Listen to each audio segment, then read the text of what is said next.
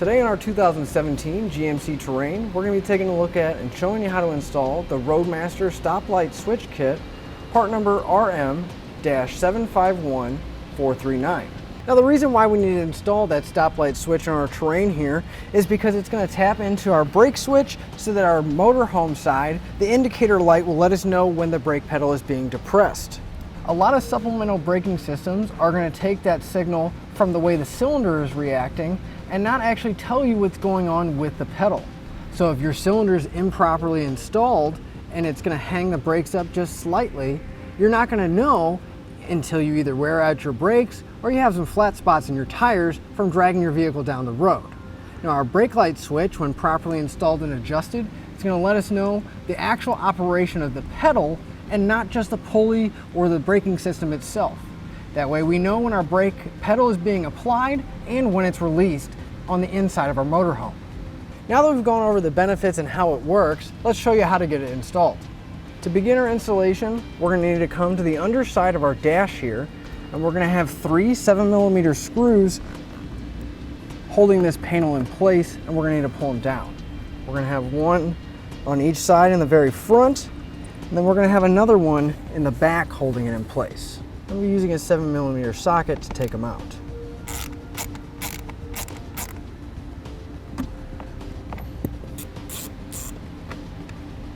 And that third bolt's going to be right in the center, just right of the diagnostic port. So we're going to take that panel and start slowly pulling down, making sure nothing else is holding it in place.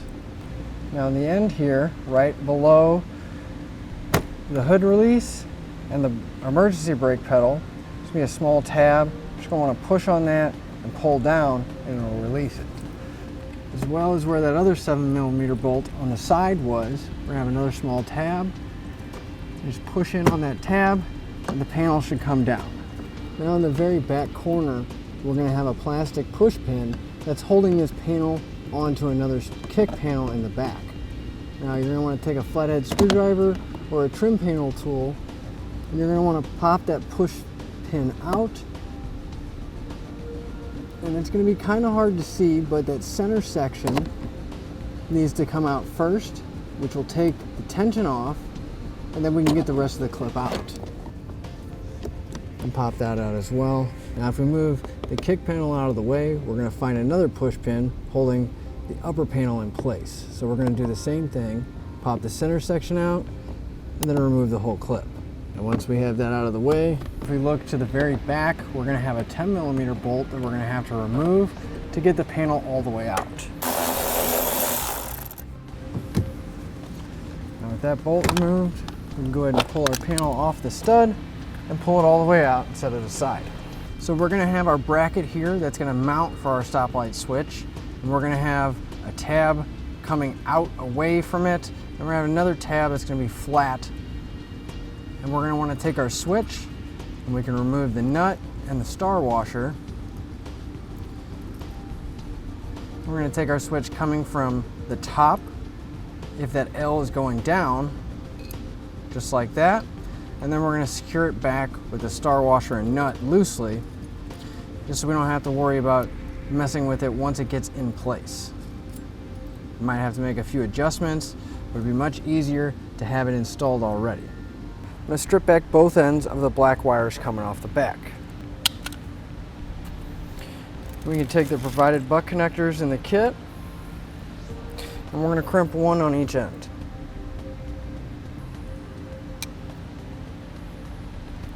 Now we're going to grab the loose red wire and strip back the end of that, and we're going to attach it to one of our black wires. Now it doesn't matter which one, we're just going to put it into the end of one and crimp it down. Now our kit does come with a green wire, and depending on what braking system you're going to be using, the green wire is going to be going to your supplemental braking system or the monitor wire, depending on which one you're using. Since our kit comes with a separate monitor wire, we're going to take our monitor wire and connect it to the other end. So we can grab the monitor wire, strip back the end, and crimp it in place onto the other black wire. So if we come to our brake pedal, we're going to follow the arm up. If we look directly above the brake arm, on the brake arm housing here, we're going to have a bolt. It's going to have a 13 millimeter head, and we're going to want to remove that bolt.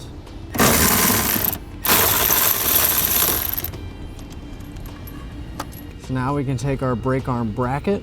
You're going to push the bolt through the top of that bracket, and you want to make sure that if you're holding the bracket with the L facing towards the front of the car, you want to make sure that the brake switch is facing towards the passenger side.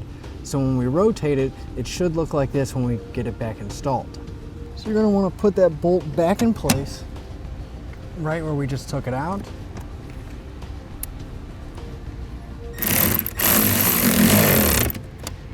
And I recommend leaving it just a little bit loose. That way we can get our switch positioned and tighten down the bracket all the way.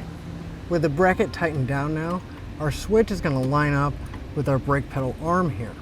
Now when you're making your adjustments, you want the brake pedal to be nice and loose, no pressure on the pedal itself, and you want that plunger to be depressed, and then you can tighten up both nuts.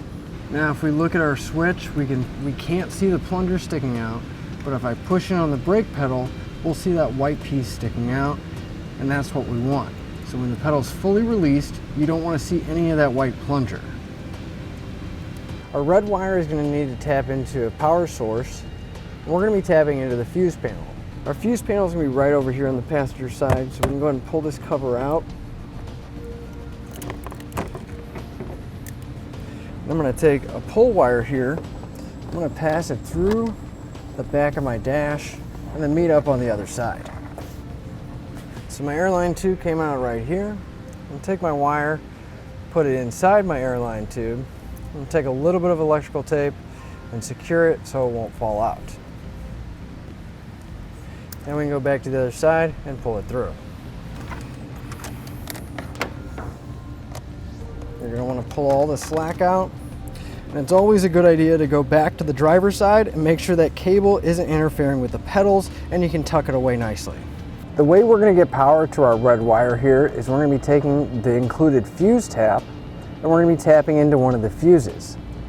Now we're going to need to test our fuses to see which one gets constant power even when the vehicle is in tow mode and when the key is out of the ignition. So right here we have our switch, so we can switch it over to tow mode. And at this point, you want to make sure that your vehicle has been off for at least 10 to 15 minutes because there is some power that stays in the system that won't be there later on. So I have my voltmeter here, and I'm going to go through and start testing each one of my fuses to see which one I can tap into. Now we're going to be looking for a fuse that has a constant 12 volt power source, even though it's in tow mode and our vehicle's been off for a while now.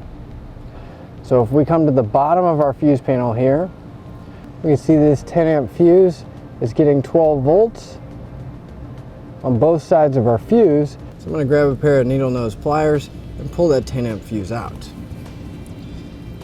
Now we can estimate about how much wire we're going to need, which we have plenty of wire here. I'm going to go ahead and cut my wire and strip back the end. On the end of our fuse tap, we're going to have a pre-installed butt connector, so we can just slide the end of the wire we just stripped off and crimp it into place. I want to bring your attention to the top of our fuse holder here where our fuses are going to be going in. Now, our fuse tap does come with a 10 amp fuse. Now, since these are both 10 amp fuses, it's not going to matter where we put them. But if you tapped into a different fuse, you're going to want to put the 10 amp provided fuse from the kit on the top or away from the prongs, and the factory fuse that you pulled from the fuse block in the bottom section or towards the prongs. Now we can take our fuse tap, tuck the excess wire back in, and we're just going to put the tap in just like we would a fuse. It's going to sit just like that, and then we can reinstall the cover. So we can put our cover back in place, making sure all the wires and everything else is tucked in there nicely. Now the black wire that we put for our monitor light, we're going to have to get out to the engine bay to the front of our vehicle. Now earlier, in a different installation, we had our wire coming from, if we lift up our carpet, we had to run a few other wires underneath. So if we lift our carpet and insulation out of the way, we're actually going to have a port to go through right here. You're going to take your wire, you're going to push it through the bushing, then we can reach it on the other side and start feeding it through. And with our wire most of the way through, I'm going to go ahead and replace my carpet and the insulation, putting it loosely back in place. Just want to make sure that you have enough room to route the wire up and around the carpet and out of the way of the pedals here. So my monitor wire came out from the firewall right here, and I'm actually going to route my wire around my cross member here. I'm going to start running it down the frame, zip tying it to secure it. And we're going to go all the way to the front to right this core support right here. So I zip tied my monitor wire to some existing wiring, and then just came down the frame, zip tying it along the way. I went over my core support, and I have it coming down right here. I'm going to take my wire and I'm going to reach around this panel right here, which should put me out right by my base plate and right by my electrical connector, and I can pull all the rest of the slack out. Now, if you are going to be using this connector as well as the adapter that goes in between the towed vehicle and the RV, this will finish up the installation for your stoplight switch. So we're going to disconnect our electrical connector off the front. So I'm going to take my tow bar arm out of the way so I have a little bit more room to work. And take the screws that are holding the connector in place. Then we can pull our connector off. We're going to want to remove any kind of tape or anything holding that boot in place, because we're going to need to get access to the terminals on the back side. So we can pull the dust cover off. It may be a little hard to see because of the dielectric grease that's on there, but we're going to be looking for the terminal that has the S on it. Now once you find that terminal, go ahead and loosen up the set screw. We're going to estimate about how much wire we're going to need, which this should be plenty right here. So we'll go ahead and cut our wire and we can feed it through the back of the boot. And we're going to strip back the end of your wire. We insert it into the terminal and tighten down the set screw. Now I just want to mention, when you're putting your wires and connectors into these terminals, you want to make sure that you only get the copper wire into the terminal itself, because we found a lot of times if you put the insulation in there, it'll have intermittent connections and you'll have some issues when it comes to connections. So we can make sure that all of our excess wire is tucked back, slide our dust cover back in place, and put some more electrical tape to keep it secure. With everything wired on our plug, we can re-secure it to the posts. Now, one final thing we're going to need to do is make sure that our stoplight switch is working properly. So I have my multimeter set up with the pin going to the wire we connected it to, and I have somebody pushing on the brake. So we're getting a 12-volt signal, so we know that's working. Now, could you let go of the brake, please? Now we're getting very low voltage, and that's just what we call ghost voltage. We're not getting anything from the signal. We need to adjust our switch so that when we have 1/8 of an inch being depressed, that's when we get our 12-volt signal. So if we have our extra set of hands pushed down the brake pedal just 1/8 of an inch, adjust your brake switch, you're going to want to grab a 17 and a 14 millimeter wrench. So if you need to, you're going to want to loosen both of these nuts and either draw that switch back away from the pedal so a little bit of that plunger is sticking out, or if you don't have enough travel and it's coming on immediately, you're going to want to push the switch in farther so that the plunger is not sticking out at all. We can see that we're getting 12 volts, and if he lets go of the brakes, we're not getting any voltage. So we can go ahead and put our panels back in place and start tidying up any wires that we may have had to run. You start to put your dash panels back.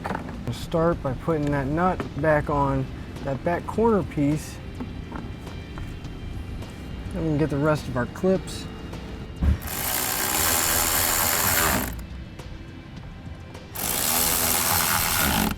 And that'll finish up our look at the Roadmaster stoplight switch kit. part number RM-751439 on our 2017 GMC Terrain.